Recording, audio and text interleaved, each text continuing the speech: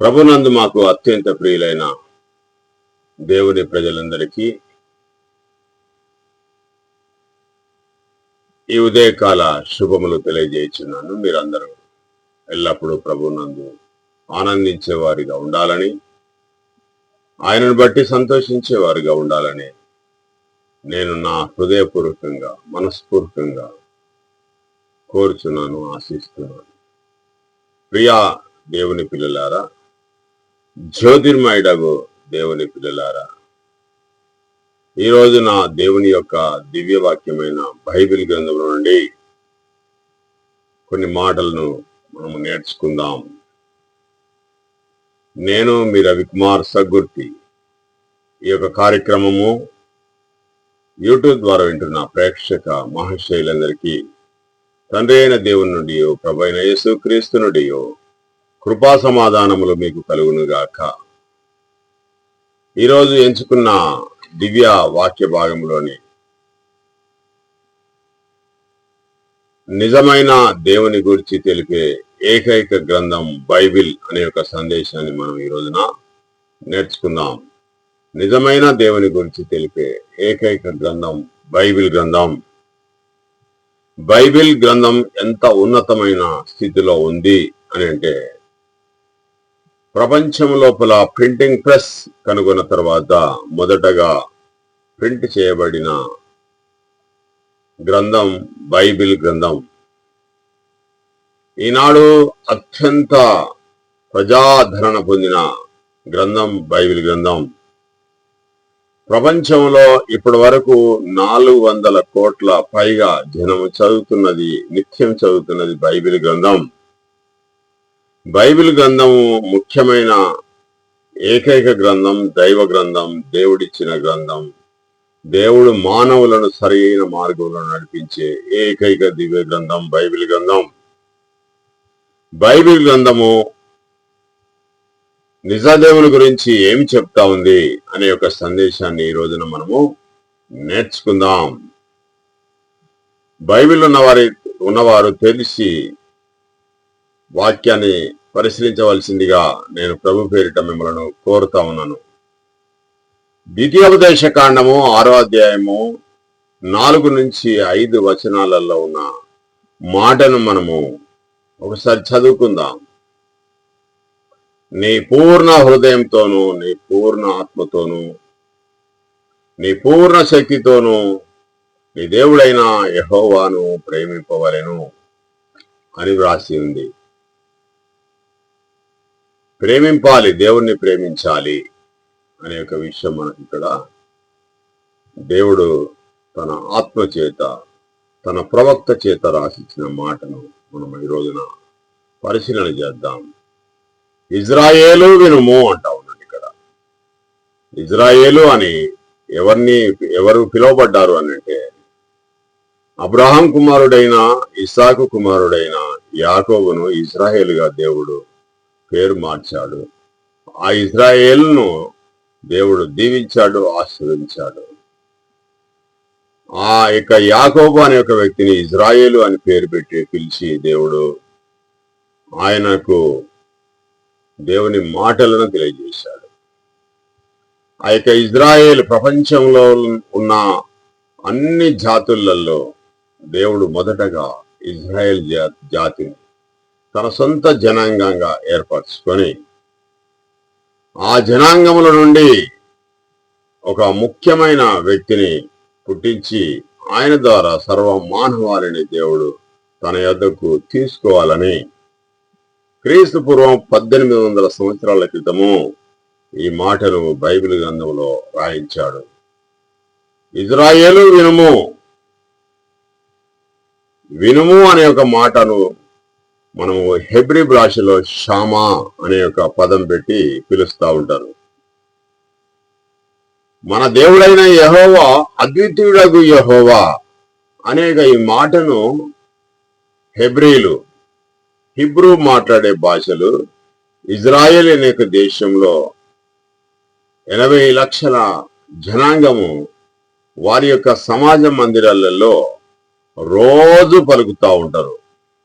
పిల్లలు స్కూల్లో ఏ విధంగానైతే వందే మాత్రం ఏ విధంగానైతే చదువుతారో, ప్రతిజ్ఞ ఏ విధంగానైతే చేస్తారో అదే విధంగా యూదులు కూడా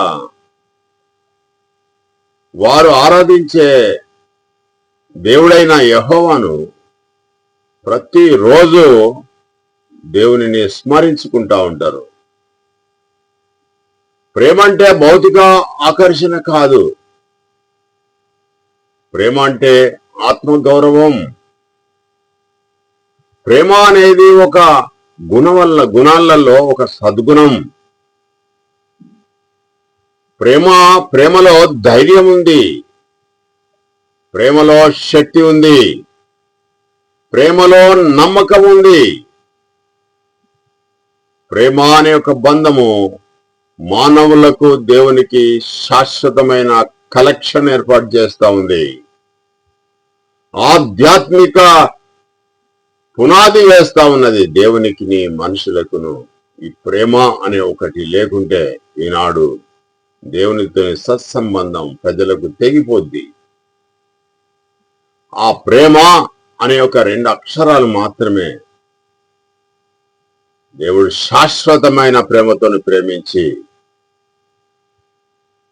మానవుని రక్షించడానికి ఒక పరిశుద్ధుడైన వ్యక్తిని భూమి మీద పుట్టించాడు. ఆ విషయం గురించి మనం నేర్చుకుందాం. ప్రేమ అంటే ఎంత గొప్పది అని అంటే ఇక అంతకు మించిన పదము ఈ భూ ప్రపంచంలో లేదు. ప్రేమ అంటే ఒక నిర్వచనం చెప్పాలంటే ప్రేమ అంటే దేవుడు మాత్రమే. దేవుడే ప్రేమయ్య ఉన్నాడు, దేవుడు వెలుగై ఉన్నాడు. దేవుని యొక్క మాట చేత సర్వ ప్రపంచములు కలిగినవి. మానవులకు నివాస యోగ్యంగా దేవుడు ప్రేమించి తన ఆకారంగా సృజించబడిన ఆదామును హవ్వను ఏదెను తోటలో ఉంచి వారికి కావలసిన వనరులన్నిటినీ ఏర్పరిచాడు. దేవుడు తన ప్రేమ చేత వారు తిరస్కరించారు, దేవుని మీద తిరుగుబాటు చేశారు, దేవుని మాటకు నిర్లక్ష్యం చేశారు, అవిధేయత చూపెట్టారు. కాబట్టి ఆ ఏదెను తోటల నుంచి తన ఆకారంగా సృజించుకున్న దేవుడు ఆ ఏదెను తోటల నుంచి వెళ్ళగొట్టాడు. ఈనాడు ప్రియా దేవుని జనాంగమా, దేవుని పిల్లలారా, జ్యోతిర్మయుడగు దేవుని బిడ్డలారా, ఈరోజు ఏం నేర్చుకుంటా ఉన్నాం మనం? ఈ రోజున దేవుడు తన ఆకారంగా సృజించుకున్న తన ఇష్టానుసారంగా ఒక యవ్వన ప్రాయంలో మట్టిలో నుంచి ఒక మానవుని సృజించుకొని దేవుడు తన ఆత్మలో నుండి ఒక భాగాన్ని ఇచ్చాడు ఆదాముకు. అయినా దేవుని యొక్క ఆజ్ఞను విస్మరించడం ద్వారా, తిరస్కరించడం ద్వారా, పక్కదోవకు పెట్టడం ద్వారా, నిర్లక్ష్యం చేయడం ద్వారా దేవుని యొక్క కోపము ఆ ఏదేను తోటలో నివసిస్తున్న ఆ యొక్క ఆదాము మీదికి, హవ్వ మీదికి, సర్పం మీదికి వచ్చింది. దేవుని పిల్లలారా, ఈ రోజున మనం కూడా దేవుణ్ణి విస్మరించి దేవుణ్ణి పక్కకు పెట్టి మనకున్న అధికారాల చేత, మనకున్న ఆస్తులను బట్టి, మనకున్న పేరును బట్టి, మనకున్న ప్రతిష్టను బట్టి, మనకున్న సమృద్ధిని బట్టి ఒకవేళ దేవుని నిర్లక్ష్యం చేస్తున్నారా ప్రియా దేవుని పిల్లలారా, తగిన మూల్యం చెల్లించుకోక తప్పదు. దేవునికి మొదటి పీఠం ఇవ్వాలి. ప్రథమ ఫలంగా దేవునికి మన యొక్క జీవితాన్ని సమర్పించుకోవాలి. మీ యొక్క అవయవాలను ఎట్టి పరిస్థితులలో దుర్వినియోగ సాధనములుగా వాడుకొనకూడదు అని బైబిల్ గ్రంథం ఖరాఖండిగా తెలియజేస్తా ఉన్నది. దేవుడు అద్వితీయుడు. దేవుడు అద్వితీయుడు. అద్వితీయుడు అని అంటే ఒక్కడే. ఆ ఒక్కరిగా ఆరాధించాలి. ఇద్దరిగా ఆరాధించకూడదు, ముగ్గురిగా ఆరాధించకూడదు. ఈనాడు భ్రష్టత్వంలోని మునిగిపోతా ఉన్నది యొక్క క్రైస్తవం. ముగ్గురు అంటా ఉన్నారు, త్రిత్వం అంటా ఉన్నారు. బైబిల్లో ఎక్కడ త్రిత్వం అనే ఒక మాట లేదు. ఇద్దరు అని ఎక్కడ రాసి లేదు, ముగ్గురు అని రాసి లేదు. దేవుడు ఒక్కడే అనేది మాత్రం రాసి ఉంది. దేవునిని ఒక్కనిగా మాత్రమే చూడాలి, ఒక్కనిగా మాత్రమే ఆరాధించాలి. ఆయనే నిజమైన దేవుడు, ఆయనే సర్వ సృష్టిని కలగజేసిన దేవుడు, నిన్ను నన్ను కలగజేసిన దేవుడు. నీ ద్వారా దేవుడు మహిమపరచబడాలి. నీ ద్వారా దేవుని యొక్క కీర్తి ప్రపంచానికి తెలియాలి. నీ రక్షణ కొరకు నువ్వు దేవుని యొద్దకు రావాలి. నీ యొక్క నిత్య జీవం గురించి దేవుని యొద్దకు రావాలి. ఇద్దరని రావద్దు, ముగ్గురని రావద్దు, ఒక్కడు అని మాత్రమే రావాలి దేవుని దగ్గరికి. దేవుడు ఒక్కడే, ఆయన అద్వితీయుడు, ఒక్కడు మాత్రమే. అద్వితీయుడు అంటే ఆయనకు ఒక్కడు తప్ప ఇంకొక వేరే వ్యక్తి లేడు అని అర్థం. ఇజ్రాయేలు వినుము, మన దేవుడైన యెహోవా అద్వితీయుడైన యెహోవా. నీ పూర్ణ హృదయంతో, నీ పూర్ణ ఆత్మతో, నీ పూర్ణ బలముతో, నీ పూర్ణ శక్తితో నీ దేవుడైన యెహోవాను ప్రేమించాలి అనేక విషయాన్ని తెలియజేస్తా ఉన్నాడు. ఈ ప్రేమ అనేది నాడు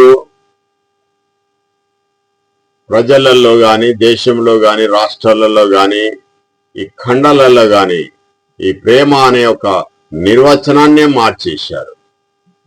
గుర్తులు తెచ్చారు, భావాలు మార్చేశారు, శరీర కృత్యాలకు అనుకూలంగా మార్చేసుకున్నారు. ఆ ప్రేమ అనే ఒక పదాన్ని కామకృత్యాలకు వాడుకుంటా ఉన్నారు. పిచ్చి పిచ్చి విందులకు, వినోదాలకు వాడుకుంటా ఉన్నారు. అసాంఘిక శక్తులకు వాడుకుంటా ఉన్నారు.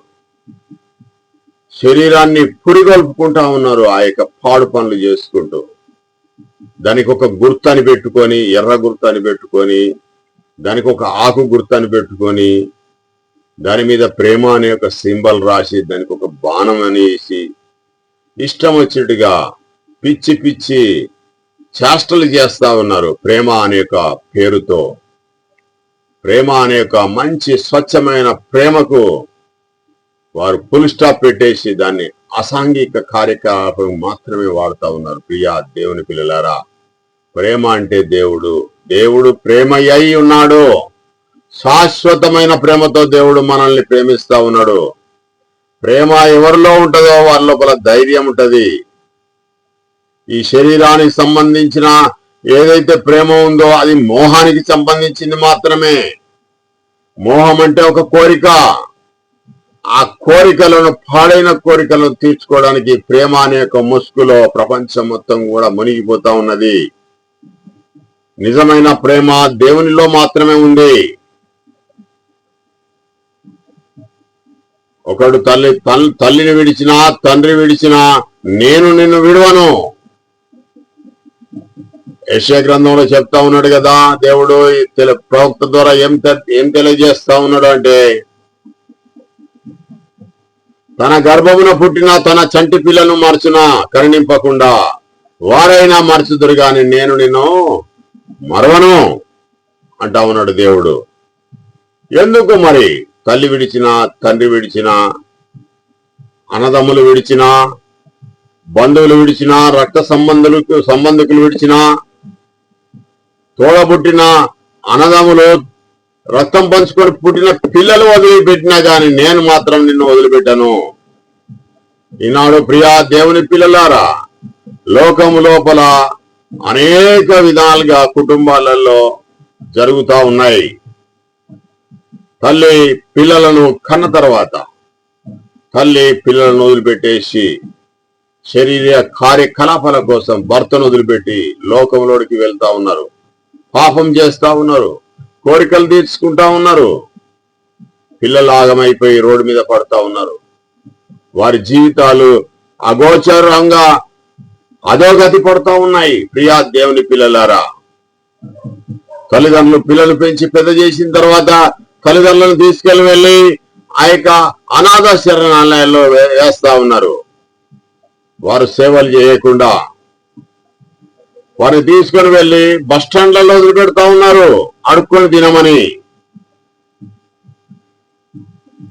వారి చిన్ననాటి నుంచి ఎంతో జాగ్రత్తగా రోగం వచ్చినా, రొప్పి వచ్చినా, కష్టం వచ్చినా, ఏడుపు వచ్చినా, దుఃఖం వచ్చినా, వారికి ఎలాంటి బాధ వచ్చినా తల్లిదండ్రులు దగ్గరగా ఉండి పిల్లలను సంరక్షించి, పోషించి, పెద్ద చేసి ఒక దారి చేస్తే, ఒక కుటుంబాన్ని చేస్తే, వారి యొక్క అండదండలతో తల్లిదండ్రుల మీద శత్రుత్వం పెంచుకొని తల్లిదండ్రులను దూరం చేసి వారు మాత్రమే సుఖించి సుఖభోగాలను అనుభవిస్తా ఉన్నారు. ప్రియా దేవుని పిల్లలారా, అదే తల్లిదండ్రుల యొక్క ఎముకలు, వారి యొక్క మాంసము క్షీణ దశకు వచ్చేసింది, చర్మం ముడతలైపోయి శరీరం లోపల బలం లేక నిశ్చలమైన స్థితిలో ఉండి ఎవరైనా సహాయం చేస్తారా కానీ చేతులు చాచుతా ఉంటారు, కళ్ళు పెట్టి కళ్ళలో ఒత్తులు పెట్టుకొని చూస్తూ ఉంటారు ఎవరైనా సహాయం చేస్తారని. తన పిల్లలే తనకు శత్రువులుగా మారుతా ఉన్నారు.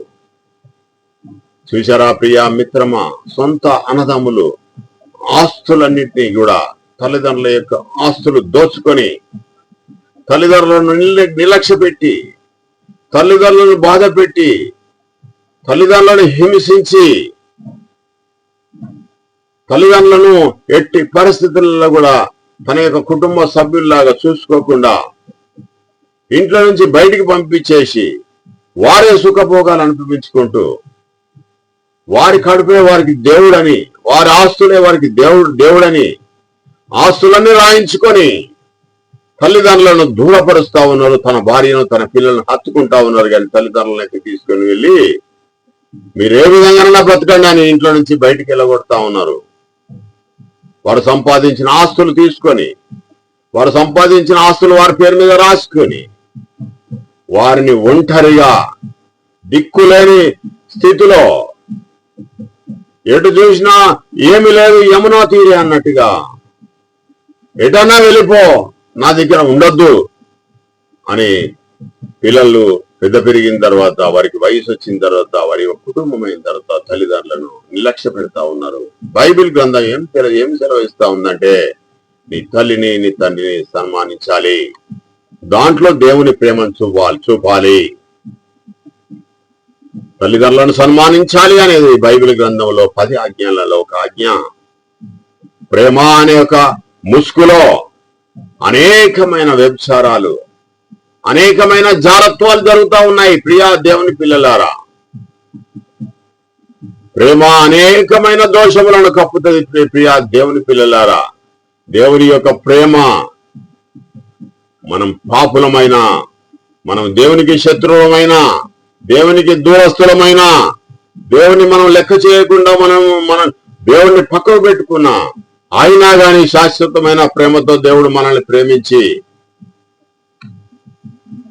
2024 సంవత్సరాల క్రితం యేసు క్రీస్తు ప్రభు అనే ఒక వ్యక్తిని పరిశుద్ధపరిచి, మానవుడైన యేసు క్రీస్తు ప్రభును, మనిషి అయిన యేసు క్రీస్తు ప్రభును, నరుడైన యేసు క్రీస్తు ప్రభును, మనలాంటి వ్యక్తిత్వం కలిగిన యేసు క్రీస్తు ప్రభును, మనలాంటి శరీరం కలిగిన యేసు క్రీస్తు ప్రభును, ఒక తల్లి అయిన మరియ గర్భాన పుట్టిన యేసు క్రీస్తు ప్రభును దేవుడు ఏర్పరచుకున్నాడు.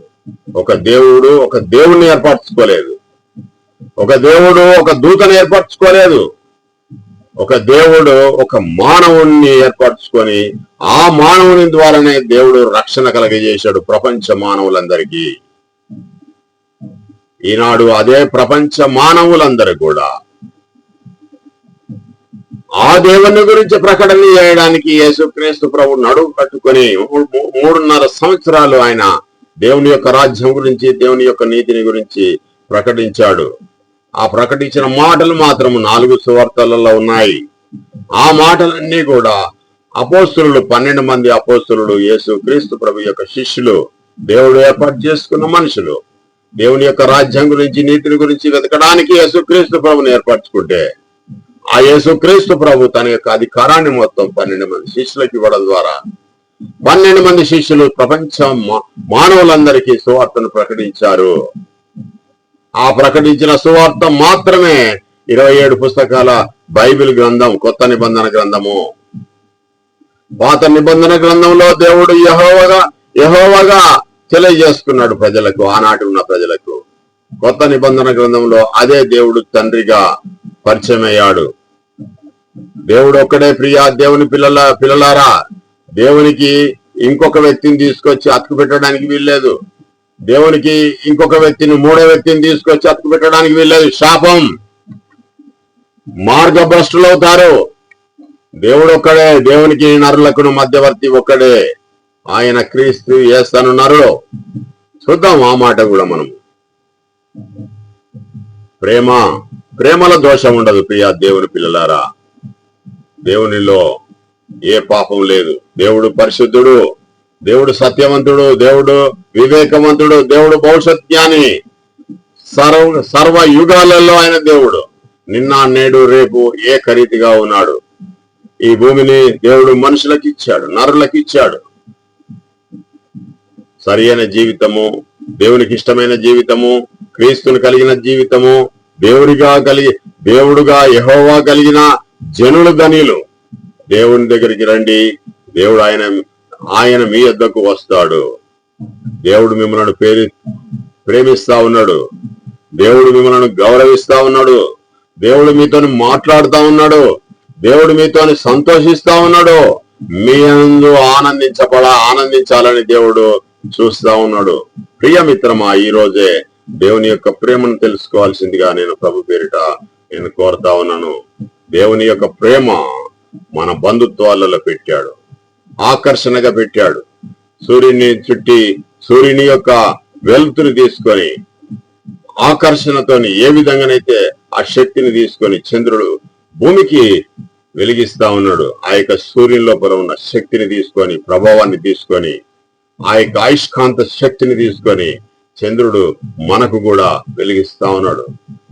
ఆ సూర్యుని నుంచి వచ్చే ఆ యొక్క అయస్కాంత శక్తి ద్వారా భూమి కూడా సూర్యుని చుట్టూ తిరుగుతా ఉంది. ప్రియా దేవుని పిల్లలారా, అలాగే దేవుని యొక్క ప్రేమ ద్వారా ఈ ప్రపంచం మొత్తం నడుస్తా ఉంది. అందుకని మనము దేవుని యొక్క ప్రేమలో లీనమైనట్లయితే దాంట్లో శక్తి ఉంటది, దాంట్లో ప్రభావం ఉంటది. ప్రియా దేవుని పిల్లలారా, నీ పూర్ణ హృదయంతోనూ నీ పూర్ణ ఆత్మతోనూ నీ దేవుడైన యెహోవాను ప్రేమింపాలి. నీ యొక్క పిల్లలను ప్రేమించు, నీ తల్లిదండ్రులను ప్రేమించు, నీ స్నేహితులను ప్రేమించు, నీ ఇరుగు పొరుగు వారిని ప్రేమించు. కానీ వారందరికంటే ఎక్కువగా దేవుని ప్రేమించాలి ప్రియా దేవుని పిల్లలారా. ఎందుకు అనంటే, నిన్ను పుట్టించింది దేవుడు, నీకు ఆరోగ్యం ఇచ్చేది దేవుడు, నిన్ను సన్మార్గంలో నడిపించేది దేవుడు, నిన్ను ఉన్నత స్థితిలోనికి తీసుకొచ్చేది దేవుడు, నిన్ను రూపాన్ని ఇచ్చింది దేవుడు, నిన్ను బ్రతికించేది, నీకు సర్వ జీవాన్ని ఇచ్చేది దేవుడు. నువ్వు ఆయన యందు జీవించుతున్నావు, ఆయన యందు ఉనికి కలిగి ఉన్నావు. ప్రియా దేవుని పిల్లలారా, ఈ రోజు ఒక్క నిమిషము, ఒక్క క్షణము గాలి ఆపితే నీ పరిస్థితి ఏందో తెలుసునా? దేవుడు ప్రేమ చేతనే నిన్ను కాపాడుతా ఉన్నాడు. దేవుడు నాకేం మేలు చేస్తా ఉన్నాడని కొంతమంది అడుగుతా ఉన్నారు, పిచ్చి పిచ్చి మాటలు. ఒక్క రోజు ఒక మనిషి గాలి పిలవాలంటే 9,000 రూపాయలు కావాలి. ఒక్కరోజు గాలి పిలవాలంటే, ఒక్కరోజు ఆహారం తినాలంటే, కొనుక్కొని తినాలంటే 500 రూపాయలు ఒక్క రోజుకు. ప్రియా దేవుని పిల్లలారా, నువ్వు స్నానం చేయాలంటే నీకు ఎన్ని నీళ్లు కావాలి? నీకు మంచు, నీ యొక్క శరీరము ఈ యొక్క ప్రకృతి లోపల చల్లగా ఉండాలంటే ఎంత నీరు కావాలి? నువ్వు వేసుకునే ఫ్యాను, నువ్వు వేసుకునే ఏసీ నీకు 1,00,000 రూపాయలు అవుతా ఉన్నాయి. కరెంటు బిల్లులు. నీకు ఫ్రీగా వర్షాన్ని ఇస్తా ఉన్నాడు, ఫ్రీగా మంచుని ఇస్తా ఉన్నాడు, ఫ్రీగా వెలుతురుని ఇస్తా ఉన్నాడు, ఫ్రీగా నీకు ఉష్ణశక్తిని ఇస్తా ఉన్నాడు.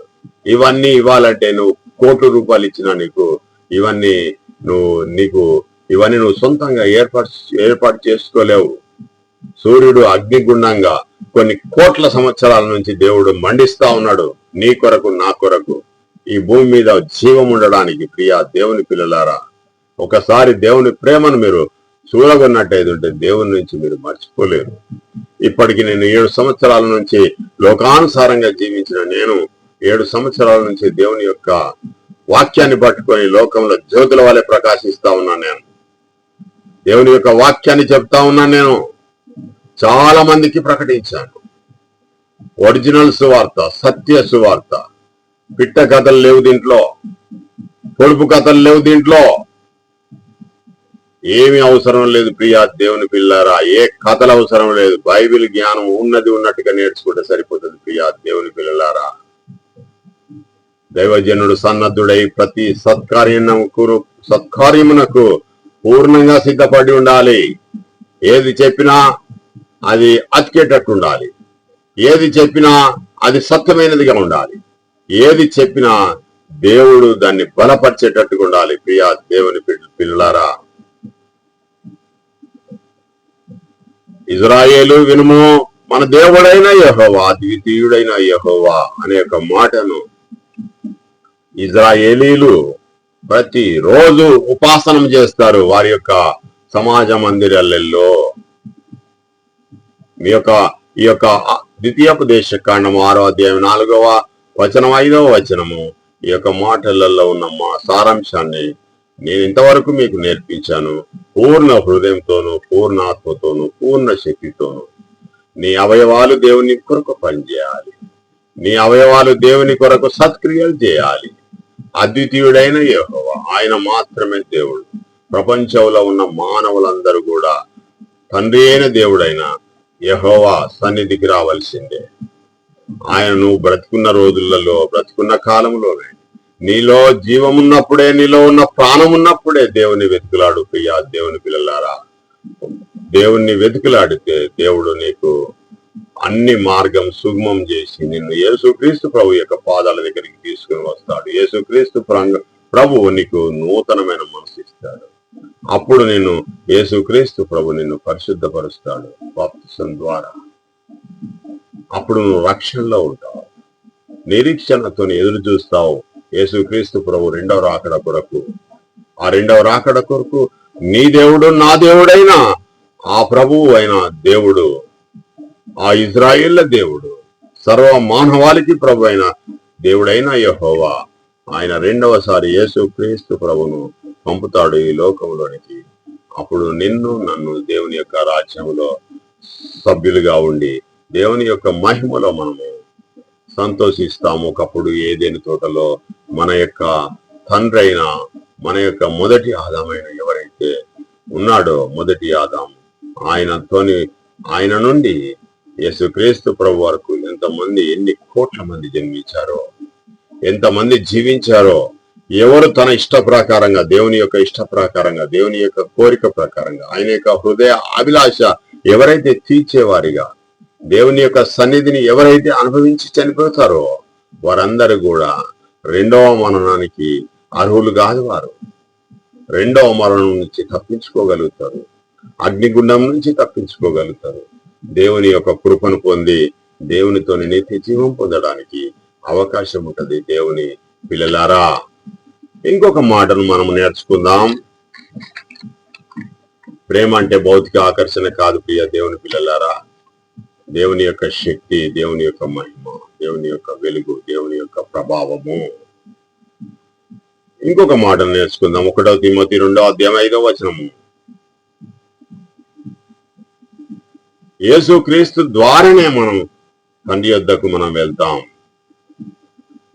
ఏమని ఉన్నదంటే 1 తిమోతి 2వ అధ్యాయము 5వ వచనంలో, దేవుడు ఒక్కడే, దేవునికి నరులకు మధ్యవర్తి ఒక్కడే, ఆయన క్రీస్తు యేసను నరుడు. ఆయన ఎవరి గురించి అయితే దేవుడు తెలియజేస్తా ఉన్నాడో, నరులకు దేవునికి మధ్యవర్తి ఒక యేసు క్రీస్తు ప్రభు మాత్రమే. భూమి మీద ఎవ్వరు కూడా దేవుని యొద్దకు తీసుకొని పోలేరు. ఒక యేసు క్రీస్తు ప్రభు యొక్క మార్గంలో జీవిస్తేనే మనం పరలోక రాజ్యంలో మనం అర్హులుగా ఉంటాం. దేవుని యొక్క సన్నిధిని అనుభవిస్తాం, దేవుని పిల్లలుగా స్వీకరించబడతాం, దేవుని యొద్ద మనం ఉండగలుగుతాం. ఏదైనా తోటలో ఏ విధంగానైతే పోయిన మహిమను ఏ విధంగానైతే పొడగొట్టుకున్నాడో, మళ్ళీ అలాంటి మహిమ యేసు క్రీస్తు ద్వారా మనము దేవుని యొద్ద పొందుతాం. అప్పుడు మనం నిత్య జీవపు ఫలాలు పొందుతాం. యేసు క్రీస్తు ప్రభు దగ్గరికి రావాలి ఎవరైతే రక్షించబడాలో. యేసు క్రీస్తు ప్రభు యొక్క సంఘంలో చేర్చబడాలి. చాలా మంది యేసు క్రీస్తు ప్రభును తిడతా ఉన్నారు కొంతమంది. మతోన్మాదులు తిడుతా ఉన్నారు. కానీ దేవుడు తగిన సమయం ముందు వారికి శిక్ష ఇస్తాడు ఖచ్చితంగా. వారు ఒకప్పుడు అగ్ని గంధకములో కాల్తా ఉంటారు.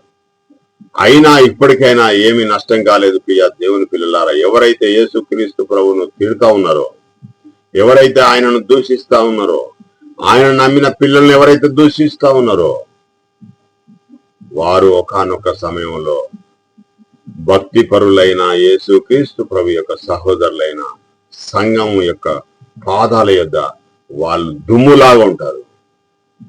వారు అపవిత్రులుగా ఉంటారు.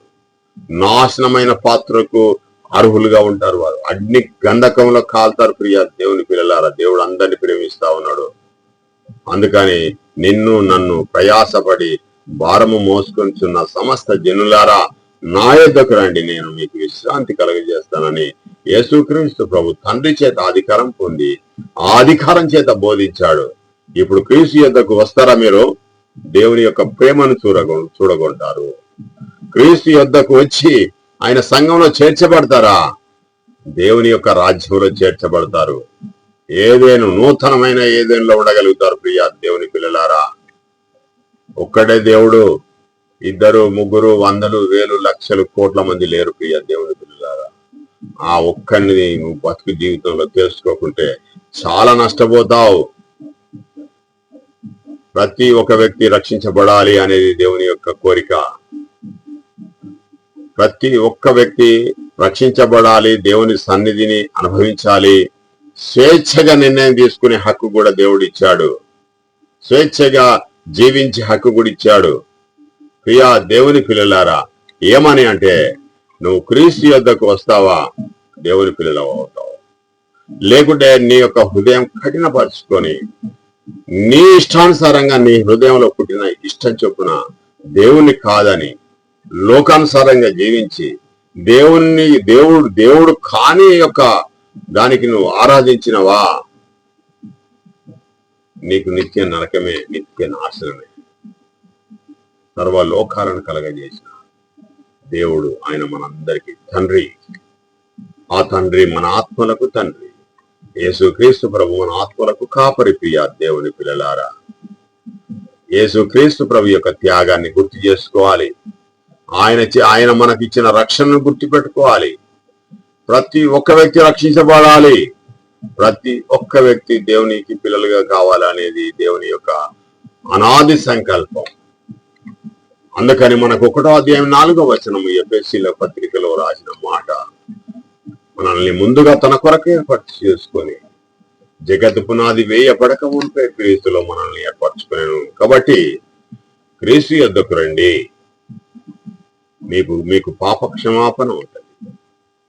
మారు మనసు పొందితే యేసుక్రీస్తు ప్రభు యొక్క మాట వినబడతా ఉన్నది. మీకు గల్లీలలో వినపడతా ఉన్నది, పట్టణాలలో వినపడతా ఉన్నది, రేడియోలలో వినపడతా ఉన్నది, టీవీలలో వినపడతా ఉన్నది, సెల్ ఫోన్స్ ద్వారా వినపడతా ఉన్నది, మైకుల ద్వారా వినపడతా ఉన్నది, డోర్ దగ్గరికి వస్తా ఉన్నది, వార్తా పత్రికల దగ్గరికి వస్తా ఉన్నది, వీధులలో ప్రకటన జరుగుతా ఉన్నది.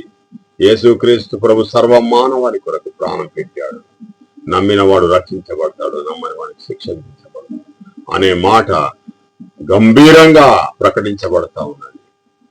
రాలేకపోతున్నారా?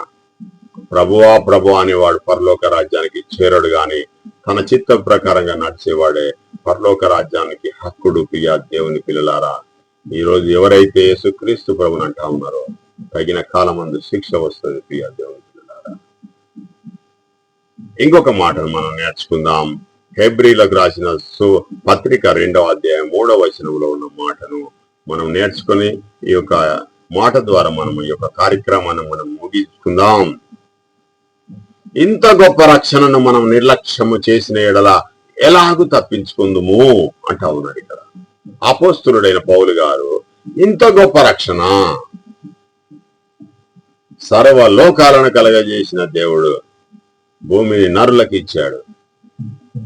ఈ రోజున ఈ భూమిని 100 గజాలు ఒకడు, 200 గజాలు ఒకడు, 300 గజాలు ఒకడు, 3 ఎకరాలు ఒకడు, 30,000 ఎకరాలు ఒకడు, 3 లక్షల ఎకరాలని బంగారం అని, వెండి అని, దీంట్లో దొరికే ఎలిమెంట్స్ అన్నిటిని, దీనిలో దొరికే సంపదనంతా అనుభవించుకుంటూ దేవుణ్ణి నిర్లక్ష్యం పెట్టి దేవుడు సర్వాన్ని ఇచ్చిన మనకు మన కాళ్ళ దగ్గర పెట్టారు. మనకు సేవలు చేయడానికి ఈ దూతలు ఈ యొక్క కనపడేటి ఏమనుకుంటున్నారు ప్రియ దేవుని పిల్లలారా?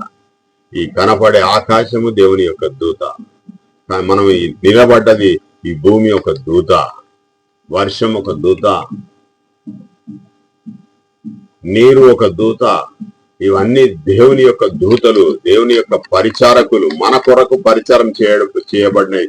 మనల్ని పోషించడానికి, మనకు సేవలు చేయడానికి దూతలను దేవుడు ఏర్పాటు చేశాడు. సర్వం దూతలమయం ప్రియ దేవుని పిల్లలారా. మనకు దూతలు సేవలు చేస్తా ఉన్నాయి.